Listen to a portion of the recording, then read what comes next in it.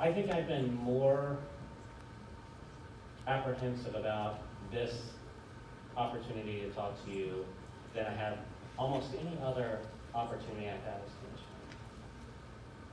Because what we're talking about can be so heavy, and you can't talk about school safety without talking about some really heavy things and some really deep things about our lives.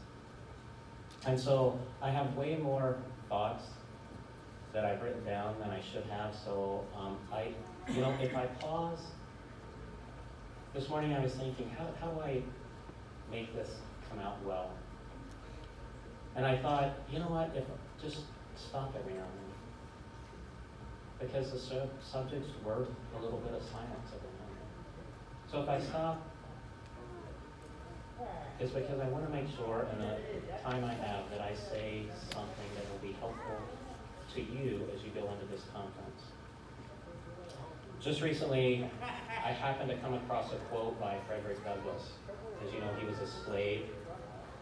He escaped and became a powerful voice during the abolition movement, during the Civil War, and even after. He has an amazing story. If you ever get a chance, read his autobiography about how he learned to read and many other things, trading food so that other kids would teach him to read. Certainly knew adversity. But he said, "It is easier to build strong children than repair broken men." And as I thought about this conference, I thought how true that statement is. And that's why we're here, right? So just 3 quick thoughts. Hopefully. Only 2. First of all, I think that statement is true, and one thing it tells us is that we're all broken. So we as adults come to this conference by nature talking about safety as broken men and women. All of us have experienced pain in our life that causes us to want to talk about keeping kids safe. Today happens to be, so all of you have walked in the room, and you've carried in the room with you the experiences of your past, the things that did not work out in life that you had hoped to work out, the scars that you've worked to turn into beauty marks. And that's what the First Lady led us in last week, is recognizing that about ourselves so that we can better serve those that we're called to serve. Today happens to be, to the day, the 55th anniversary of the funeral of the 3 young ladies that were killed in a bomb blast at a church in Birmingham, Alabama. It was less than a month after Martin Luther King Jr. had given his grand "I Have a Dream" speech. And he was standing at this funeral with these 3 young bodies there. And if you get a chance to read his message, do so. But what he aimed to do in his comments is to say that if we say our joy has meaning, then we have to say our pain does too. And so as we bring our brokenness, as we bring those experiences that have affected us into this room, how do we turn those into something that we can help the children of the day with? How can we turn those into something good? He said during his sermon that God has a unique way of wringing good out of evil. And I think we're called upon to do the same thing with the experiences that we've had in life. So as we talk about school safety, don't leave all that behind you. Bring that with you so that we can do the best we can for kids. Second thing I think that Frederick Douglass's statement says to us is that there are threats. There are threats. And by nature, if you have a safety conference, you recognize that there are threats to that safety. In 1937, over 300 kids died in one school in one day at 3:17 p.m. in that city. A small oil boom town lost an entire generation on that day. 1 out of every 4 kids in that little town died that day. And it was because there was a threat there that they had no idea was there. There was a gas leak under the school in the basement. They think it had been there for a couple of weeks. And in a voc ed class, a CTE class, somebody turned on a saw, there was a spark, and the school literally completely blew apart. Wiped out entire classrooms of children. Over 300 kids gone in 1 minute. But they didn't know the threat was there. And so as we have this conference, we're not here just to talk about the threats that we know exist for our kids. But we're here to recognize that we don't even know all the threats that exist. As dangerous as people are that come into school with guns, I think one of the most dangerous places for our kids today is the internet. Yeah. And so, as we go through this conference, we have to recognize lurking beneath our children are threats that we may not even know that are there.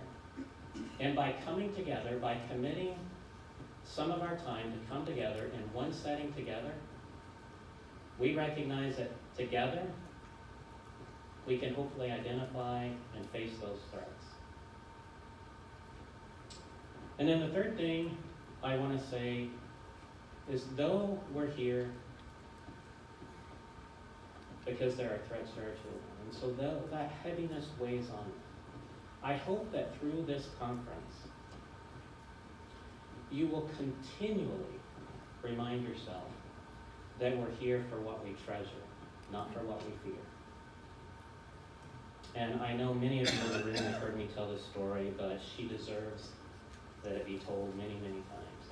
And I was reminded of this in such a powerful way a couple of years ago here in the Anchorage School District on the first day of school. And I love the first day of school. I have a theory, I've said this many times, I have a theory that there's more hair gel sold in August than any other month of the year, because the first day of school is the only day boys actually comb their hair. The rest of the time they just get up and they go to school. First day they comb their hair. Girls have new dresses, they show up at school looking beautiful, excited about their new dress. Boys show up with their slick hair, ready to take on another school year. And I was at a school here in Anchorage and was greeting people as they were walking into the school. All the smiles, the kindergarten parents that were terrified, the parents that couldn't wait to get their kids in the door and go have a little peace and quiet. And there was these 2 little girls start walking to the door in front of an older lady, and they were not excited. Clearly they were not that enthused about the first day of school. They didn't have on new clothes, and they went on in school. And later I went into the office, and as I was standing there, the older lady was on one side of the room and the girls were on the other, and the principal was kind of giving me an idea of what was going on. This lady was a wonderful lady in the community that often took in foster kids and helped them and provided a place to stay for them. And as we were talking, the lady kind of sat across the room to the girl, now what's your last name? How do you spell your last name? And it was just like the world stopped. And in that moment, I wanted to go to that little girl, and I wanted to take her in my arms, I wanted to give her a big hug, and I wanted to say, you are worth me knowing your last name. You're worth me knowing how to spell your last name. And I didn't want her for an instant to think that because we didn't know her last name, she was not what we treasured most. All the commotion and the activity and the celebration and the excitement of the first day at school was not because we treasure a system of public education. It's because we treasured her. And so as you bring your brokenness into this conference, as you use that to do what we need to do to keep our kids safe, as you together collectively try to face every threat that our kids may face and make them strong so that when they face their own pain, they can do it well. Do all that because you treasure them, not because you treasure safety. You treasure them. And so think about kids while you're here.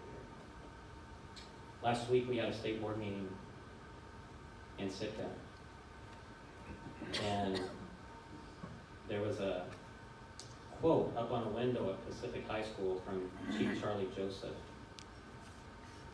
And this is what I want to leave you with, because I think, as always, our elders give us the wisdom we need. What the quote on the window that Chief Charlie Joseph Sr. said is, "Even from long ago, we cherish our grandchildren. No matter what we value, we offer it up to them." And so over these next few days, not just schools, not just the people in schools, not just the threats that happen in school, but our entire communities. Whatever we treasure, let's offer it up to what we treasure most, and that's our children. Thank you very much.